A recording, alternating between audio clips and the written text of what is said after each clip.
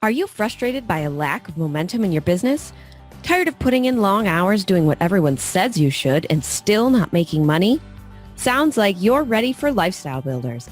We'll help you get back on track, taking action, and seeing results. Head over to joinlifestylebuilders.com today to get started. Okay, so first up we've got Violet, and I will tag. All right, so Violet says, have you guys got a content planner that you can share? I'm thinking along the lines of what to post on what days. So we've gone back and forth on this, and it's evolved over time. Offhand, I would say we don't have anything formal. I think it's something that we're going to be more intentional about in the future. But so to answer your question, no, we don't have anything specific we can share. But let me just kind of talk a little bit about content and how you should be thinking about it. So one, you want to think about the intent behind any piece of content that you post. Yeah. So what a lot of people do is that they're just posting content without really an intention of what they want people to do afterwards. So part of it might be you're posting to get engagement. You're posting to have somebody go visit your page or do something. You're posting to generate interest. So you want to start getting clear on why you post, and then make sure you're creating content that's very specific to that, because you want your content to be drawing in your ideal customer to engage, to get to know you, to get to like you, to get to trust you, and then ultimately to then warm them up for whatever you want to take them to next. Yeah, and I actually I've struggled with this back and forth because I'm usually the one posting or scheduling all of our content. And what I've found is that trying to follow someone else's method doesn't always work for us, because your business is its own thing. So you may be able to say, oh, well, so-and-so posts this many times on Instagram and this many times on Facebook, and this is what they post on these days, and this is how they post it. And that's great to kind of have that plan behind it all, but that doesn't necessarily mean that just because they have a plan and it's working for them, that you can take that plan and automatically start using it for you. So part of the reason that we don't have a content planner that we would share with you guys is, one, because we haven't figured it out ourselves about how we want to be planning and scheduling and posting content. And two, because even if we have something that works for us, it's not necessarily going to work for you guys. So I'm going to challenge you to look at the process behind it. Yep. Which is, like Tom said, what's the intention behind posting, but then also what's the process that's going to work best for you. So I know some people will do themes where all of the content is planned around a specific theme, and then they schedule those themes throughout their weeks and months. Some people will do different types of posts on different days based on their audience and the different types of content that they have, or different topics. So it would be, I would look at your business as a whole and what the strategy is for you behind posting the content, and then look at some of the ways that you can create sort of a plan. And honestly, you could use just the daily or weekly calendar with Monday through Friday on it and write it out for now if that's what you need, or you could go online and get something like Trello or an online template. Yeah, so let's take a step back. I want to do like 30,000 foot view. So before we talk specifically about creating content, we want to know what the end goal is. Like, so for example, you're going to set like goals for the quarter, and then your content should be supporting those goals. So for example, we want to get a certain number of coaching clients, before the end of the year. So any content that we create is going to be supporting that journey to get those ideal clients for coaching, engaging with our content, and then inviting them to the next step, which is a coaching call.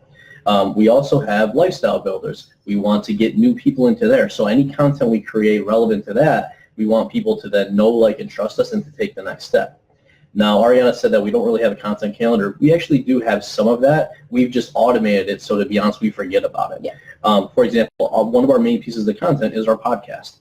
Our podcast comes out 2 times a week. It comes out on Mondays and it comes out on Wednesdays. When it comes out, we have a promotion strategy around that to where it's shared on Twitter, it's shared on LinkedIn, it's shared on Facebook. Right. So Monday and Wednesdays, that's a main piece of content for us that comes out. We then will, send that out via email. So we have some structure in place. Some of that's going through some changes now as we evaluate our processes. The other thing to look at too is where you're sharing content, and then for that platform, how long that content should be, how often you should post, and the type of content that works well. And some of this you're not going to know unless you track it. So for example, one of the things we're starting to do more and more is to track our content and see what's gelling and what's not.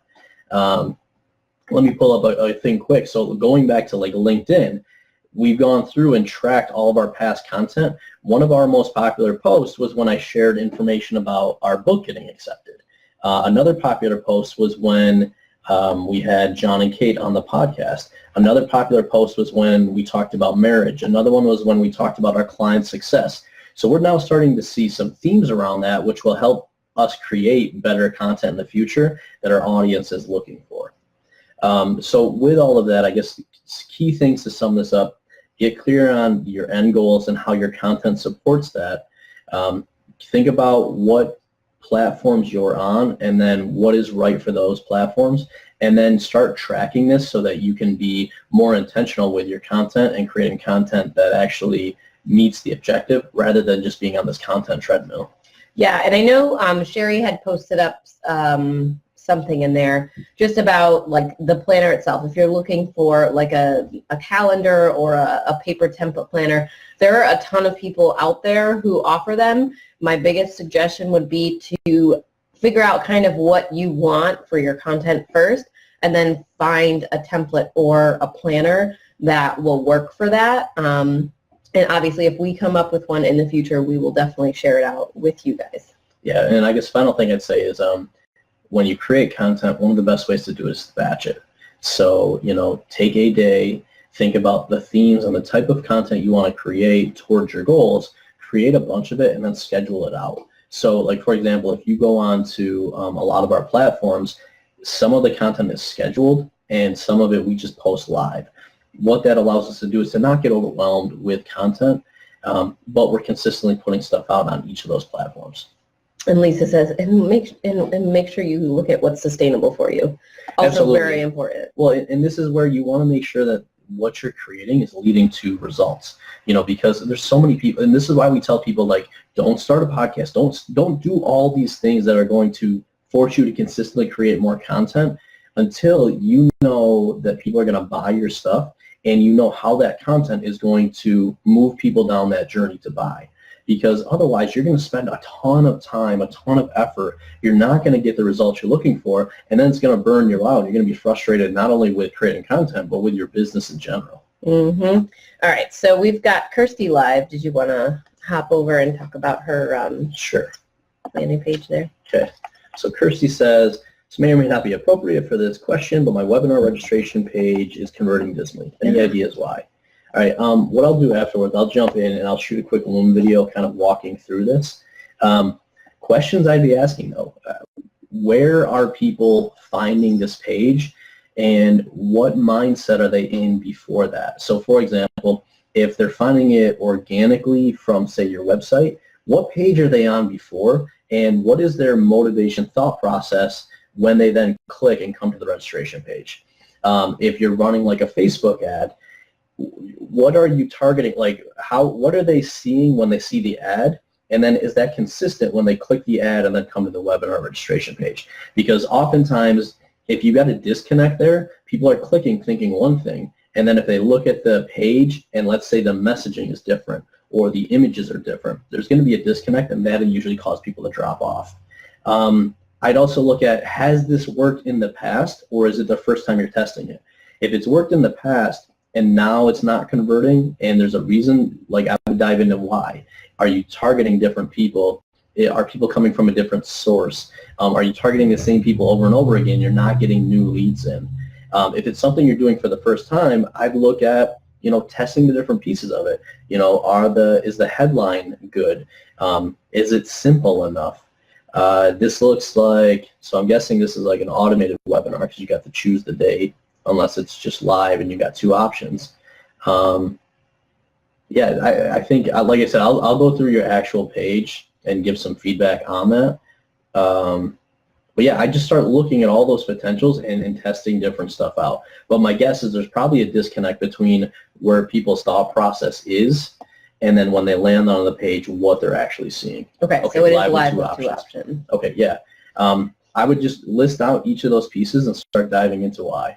Because I think there's probably just a disconnect between what they're looking for and what they see on this page. Because when you get to this page, free weight loss workshop, all right, the 4 super important things you're missing out about weight loss, and none of them are diet or exercise. Okay, I would look, is that messaging consistent with wherever they're coming from before, and is that really what they're looking for out of here? Yep. Nope. Let me see. My comments are not updating. Okay. Awesome. Thank you, she says. All right. Lisa's live. I think she had a question as well. Okay. Any advice for offline marketing for online business? All right, Lisa, tell me more about what you're thinking, and we can dive into that. But yes, I mean, we have obviously experience online and offline, but let me know more of what you're thinking. Okay. Yeah, my first thought is for sure for you being homeschooling.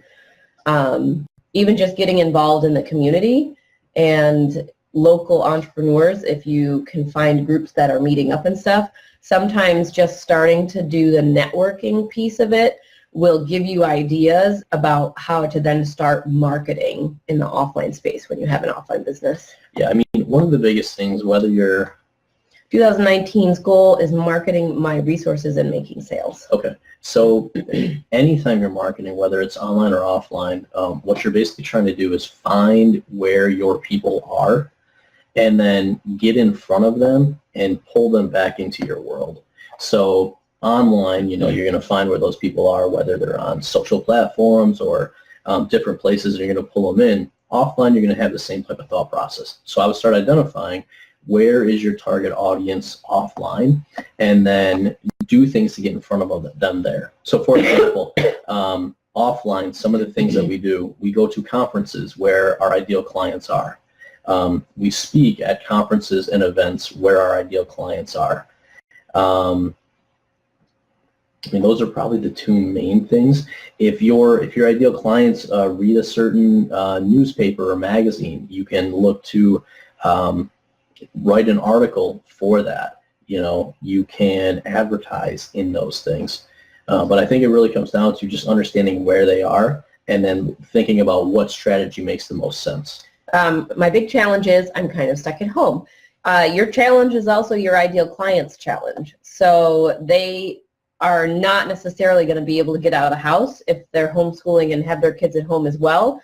An idea might be to do a homeschooling get-together where you get to then meet those other homeschooling parents and you get to bring the kids with you so that it's not, oh, you have to leave your kids at home and then try to get out of the house to come and do this networking thing. It's now you're doing a homeschooling meetup and parents are bringing their kids. Well, I was going to say, and that's a powerful thing too.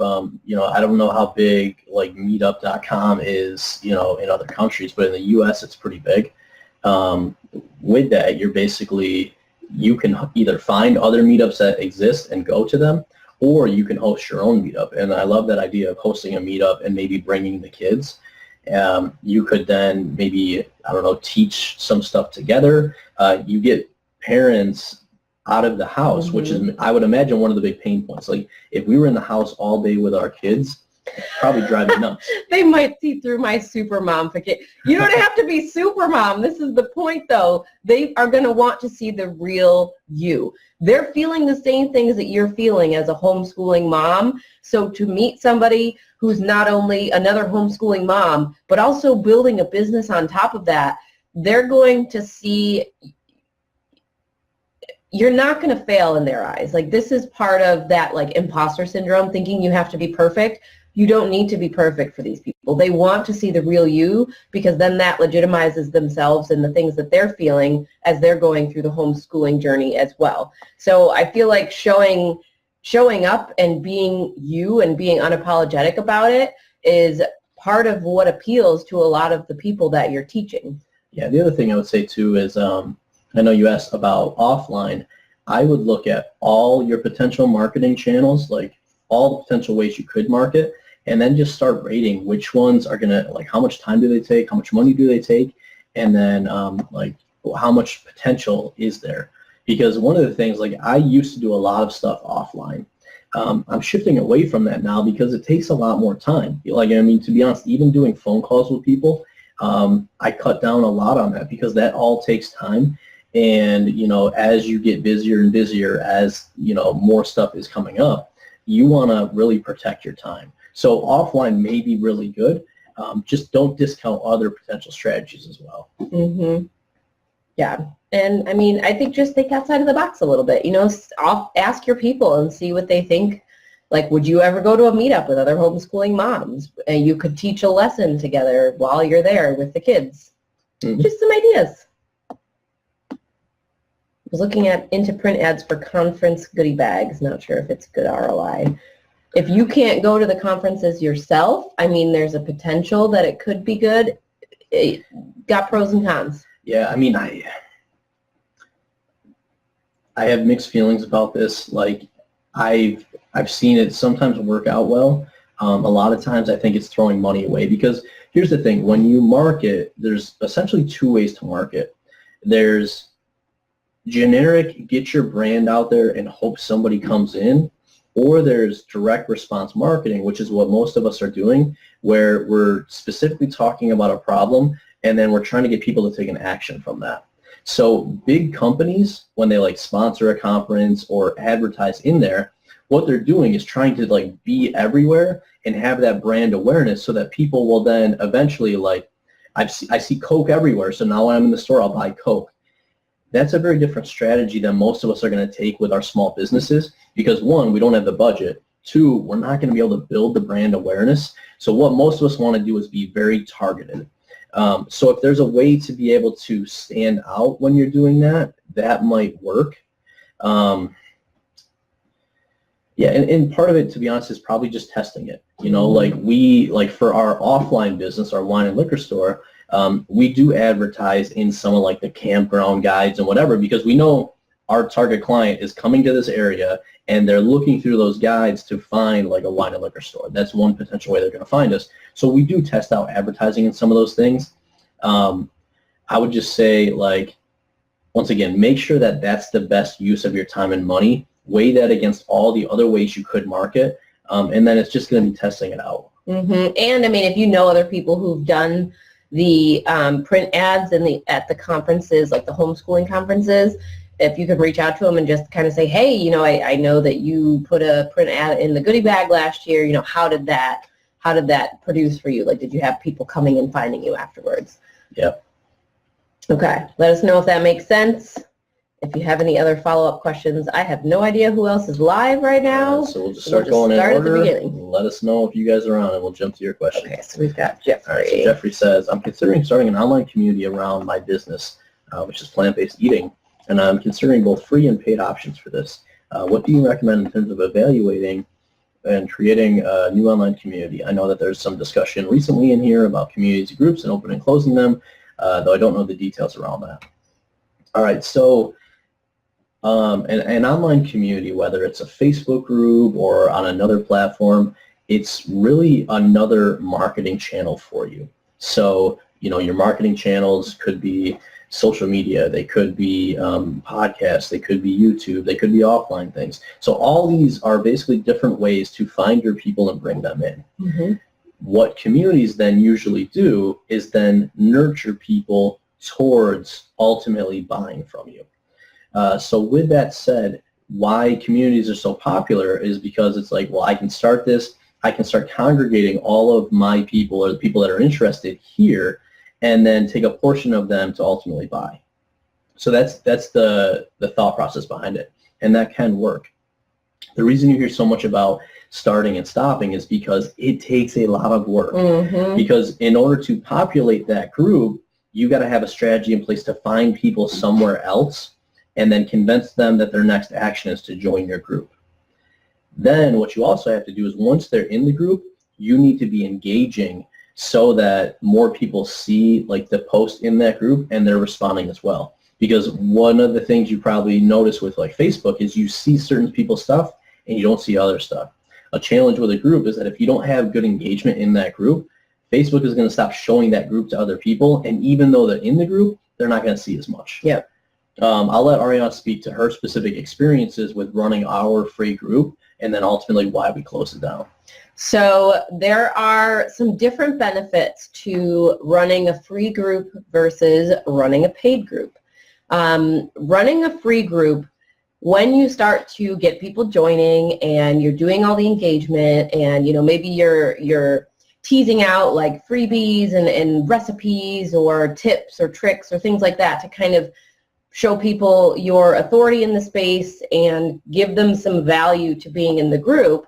One of the biggest issues that happens for a lot of us with free groups is that we create this, what's called the baby bird syndrome. So if you don't set expectations from the very beginning of what you expect of your group members and kind of making sure to keep putting those offers out there, you basically just train people to keep taking all the free stuff. So, a lot of free groups, there's a lot of people that are lurkers, quote unquote, where they just sit in the background, they read all the posts, they get all the free stuff, but they don't really ever engage, they don't comment, they don't share, they don't do anything in the group. And then you have a lot of people that are engaged and are commenting and are taking all your free value and they're loving your free group, but when you put your offers out, it's crickets. So one of the hardest things about creating a free group where people then convert into your paid offers is making sure that from the beginning you're not creating baby birds and you're kind of like training your members into raising their hand and taking action to actually buy your offers as you put them out there. I was going to say, and so actually building off of Ariana's point, I actually think a free group could potentially be really good for yours. Because you have a niche that you're in, and people are probably, I would imagine, just kind of knowing people like this, they're probably curious, and then when they find your group, they're probably going to be asking questions and engaging. So I think if you can, like if you're clear on who it is you're targeting, and then that path you're going to take them through in order to get them to purchase, and you have the group fitting in on a nurturing thing with that, it could work well for you. Like normally I don't recommend people do it. And in this case, I'm not necessarily saying you do, but I'm saying it's probably a better chance. Just make sure, like Ariana said, that you're very clear on how this is going to be used, how you're going to show up in there, and Setting some of those expectations. Yeah. And then one more thing that I'll add there is groups are a really nice thing to add on to paid offers for exactly this reason. You guys get access to us, you can ask questions, we can jump in and answer questions. A lot of people are using Facebook groups in membership type offers and things like that, or if they buy a course, they get access to the group. One thing that's tough is setting the line between your free group and your paid group. So obviously, if you're giving value in both groups, sometimes it's hard to get people to convert into your paid because they're like, well, I get all this awesome free value in the free group. Why would I want to have to pay to get into the paid one?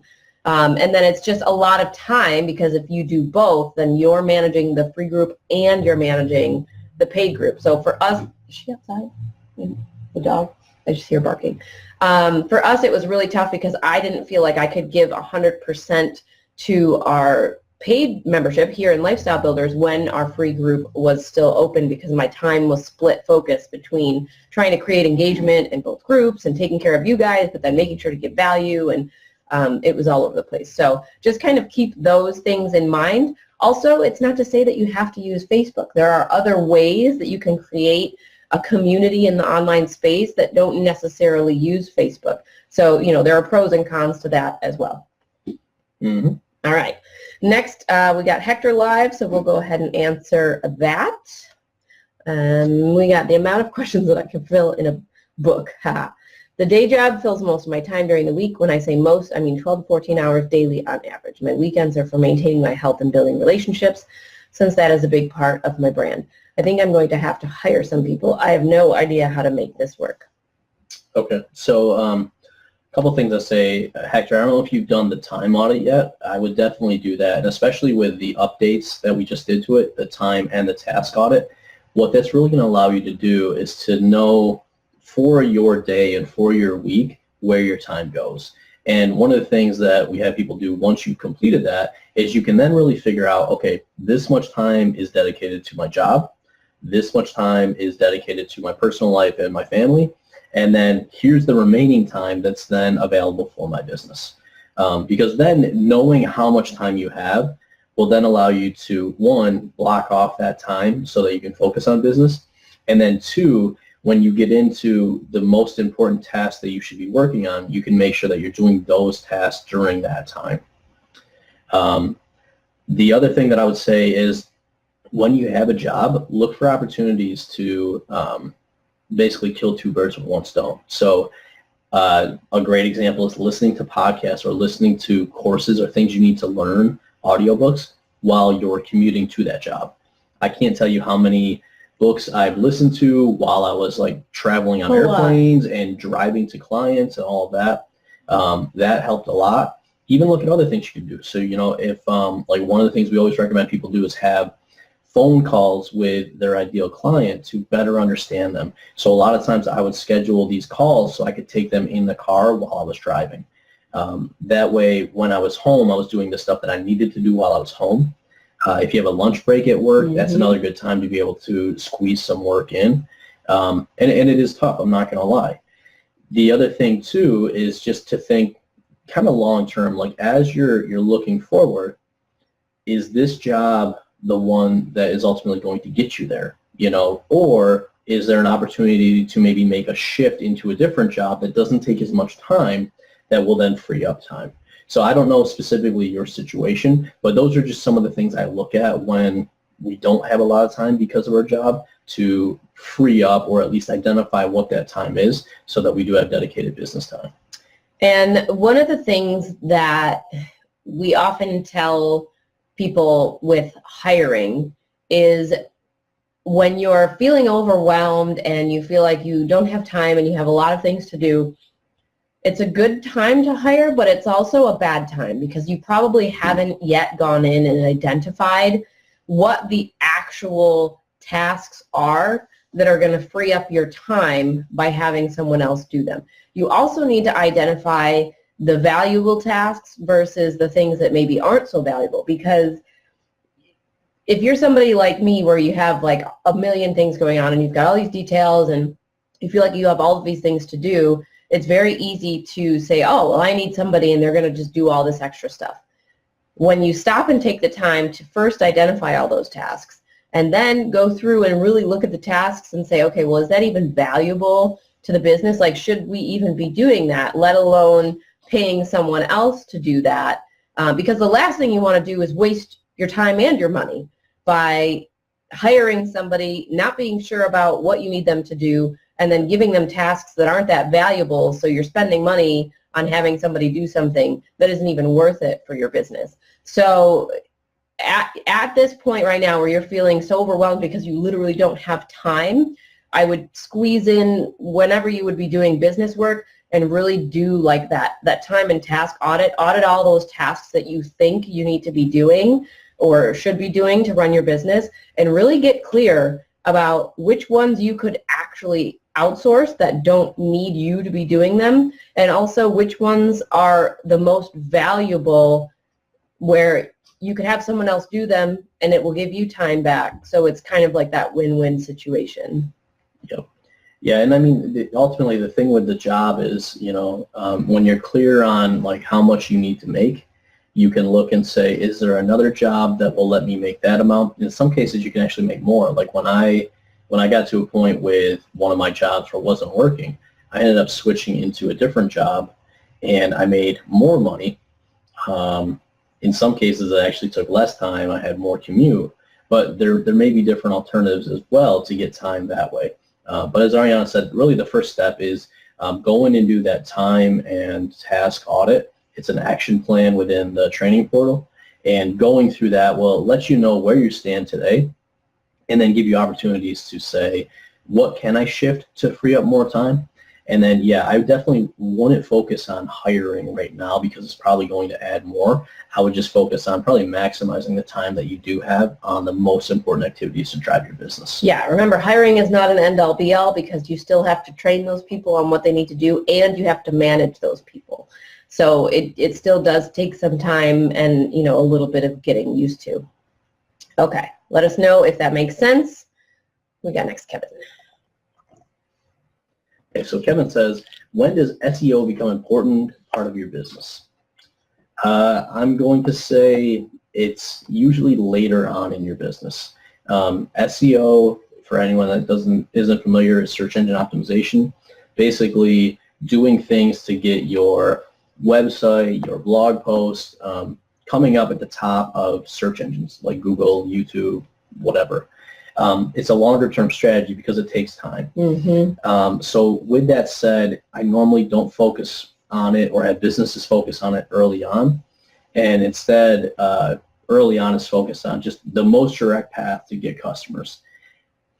With that said, I do like to allocate a little bit of time to I was going to say, there's kind of that. little things that you can consistently do from the beginning to help from an SEO standpoint. So, I mean, I would say, like, out of anything, spend like 5% of your time on SEO, so that you're starting to build some of that up. I mean, like, for example, we were looking at some of our analytics the other day. There's a blog post that I wrote like 2 years ago on our old website that's actually getting a ton of traffic. And when I went and looked at keywords, it's actually the #1 ranking for, if you search Google for six-figure business, or like with the word or with the number. So that's something that we wrote a couple years ago that's now driving traffic for us. So there's definitely a benefit, and I would spend a little bit of time, but early on, especially until you got enough cash coming in to where you're covering yourself, you probably don't want to spend a ton of time unless that is a core focus of your business. Correct. Like if you're doing affiliate marketing and you're counting on traffic to get people to your pages, to get them to buy things with your affiliate links, obviously SEO is going to be a bigger part of your business than if you offer services and you start working off of warm clients and referrals and stuff. Like that, it's not quite as important. Yep. So now with that said, knowing your business, I would spend a little bit of time, like I know you put a post up earlier about wanting to have like the #1 article around like life coaching and whatever. Go look at the article that I wrote on how to hire a business coach. It's like 10,000 words. It's pretty comprehensive, and right now it's sitting on the second page of Google. So, and that was from this year. Yeah, and that was from this year. But what I did, and I know you're going to go through the 90-day traffic plan, it's a really good training around this, because what you want to do is you want to do some research and understand what are people searching for, what are search volumes, what content do you need, how do you structure that, and then like I said, that's like a 10,000 word post, so it took a while to write, but now that is driving more and more people in, especially as we start building backlinks to it. For you, I think that could be great. Write a cornerstone piece on that, but I'd rather see you spend most of your time, directly finding clients, directly connecting people in your network, because that's your fastest way to get the results I think you're looking for. That article or that blog can be a longer term thing. Also, I know you posted up the other day that copy on a sales page had kind of held you back. So I would just caution you too, if writing and some of the things that come along with that are going to kind of put a hold on getting this blog post out there or kind of getting it finished, make sure that you're not letting yourself kind of sit with like, oh, I got to finish this blog post. Oh, I got to finish this blog post. Oh, I got to finish this blog post. Like it's kind of the end all be all. What you can do is just start writing pieces. Like when Tom wrote the business coach post, he didn't write all 10,000 words at once. He put the kind of outline in place. Correct. Then he went in and wrote different pieces. And then once it was ready, he hit publish. So, I mean, you can be doing the research on the SEO, the keywords, the tagging and all that. You can have your outline kind of there and start writing pieces, but don't let this be the only thing that you focus on for the next month, because you don't want to get to the point where you finish the blog post and all of a sudden you have no coaching clients because you haven't been doing discovery calls or outreach or anything, and the blog post isn't going to really do anything until it gets some of that SEO juice kicking in 90 days, 180 days down the road. Yeah, I mean, so for example, I mean, obviously, we're in similar businesses. If you look at my week, It's split between one of the main things is delivering to clients, so doing coaching calls, creating training, supporting clients. The other piece of that is then marketing and sales to get new clients coming in. And then, I do spend a small portion of time like creating our podcast and stuff like that. But the majority of my time is now spent supporting clients. And then what we're doing to try to free up some of my time is saying, all right, well, let's audit your time and figure out what can we do to optimize processes so that you're not spending so much time there. So we're now, you guys will see, and you guys will get a lot of the benefit from this. We're now making a lot more training videos and templates so that when clients come in, I'm not having to say the same thing over and over again. They can watch a video and do a template. And then the coaching calls are shorter and more focused. So I say all of that to say, I want you spending most of your time now getting clients to the point where you fill up your week with now your time spent delivering on those clients, and then we can kind of work your time back and everything else. But I just don't want to see you spend a ton of time creating content or creating these blog posts that aren't immediately going to help you. Okay.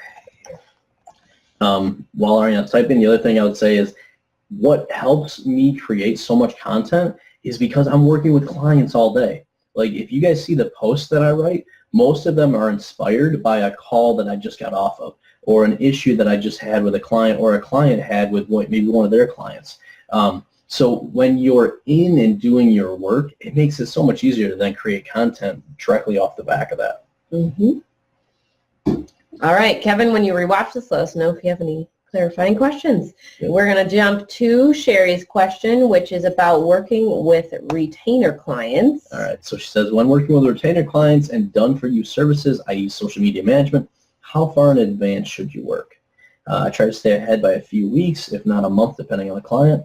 But with that being said, I've recently offboarded a social media client who had worked with me for 3 months, and they got 4 months plus of content because I was so far ahead with content of certain types of posts. Granted, they wouldn't have had the interaction and growth building now, just pre-schedule a post. I'm fine with our agreement, I'm just curious. Okay. One, with these types of clients, I would get an expectation of how long you're planning to work together. So if it's a standard like 3-month contract, or if it's something like month to month, have some sort of notice so that you guys can each end the agreement within a certain time frame, and that way you know. And then I would only probably schedule it as far ahead as you have in those agreements. So for example, if you have a 30-day notice where they can cancel, I would probably only be 30 days out. Mm-hmm. I was just going to say, if you could put a process in place for yourself of, okay, we have a 3-month agreement and I've just finished scheduling and doing all the posts for 3 months, kind of giving them a heads up and saying, did you want to extend the agreement for another 3 months? Did you want to just do whatever your packages are, and kind of get that contract ahead of time signed and agreed so that you can start working ahead if they want you to stay on.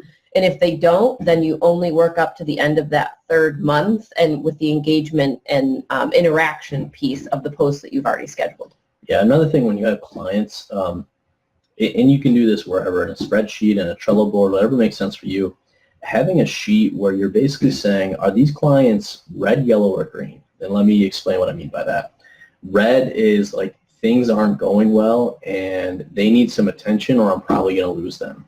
Yellow is, things are going okay. They're kind of like on watch because, they might leave if things don't work well or there's some other issue.